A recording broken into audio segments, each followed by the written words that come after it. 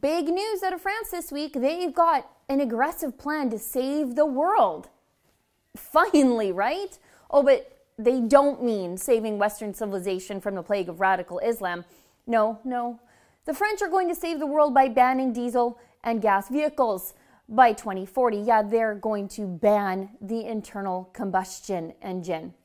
Oh, but there's more than just phasing out cars and trucks in this big French plan to save the world. No, France has a plan to phase out coal-fired electricity generation by 2022, 5 years from now, and cut nuclear energy, the bulk of France's electricity, to just less than 50% by 2025. Basically, it's an aggressive scheme to plunge the entire country into energy poverty. Now, I'm a glass half full kind of girl, so maybe everyone will just be too poor to notice the little terrorism problem they have over there in France.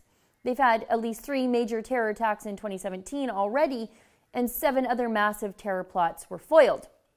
French President Macron, who says he wants to rule France like an absentee emperor akin to the Roman god Jupiter, because that doesn't sound crazy at all, has been swifter to act on climate change than terrorism.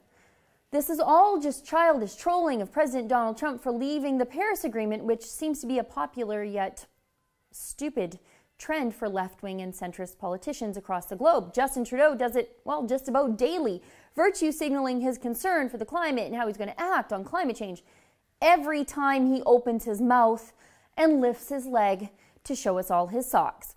But the reality is that France has been under a state of emergency because of the threat of terrorism within its borders since 2015. And the French government just extended that state of emergency for the 6th time. And instead of dealing with the open borders disaster that led to the plague of terrorism in France, President Macron is following John Kerry's lead and is hard at work fighting what he sees as the biggest threat to humanity: your car.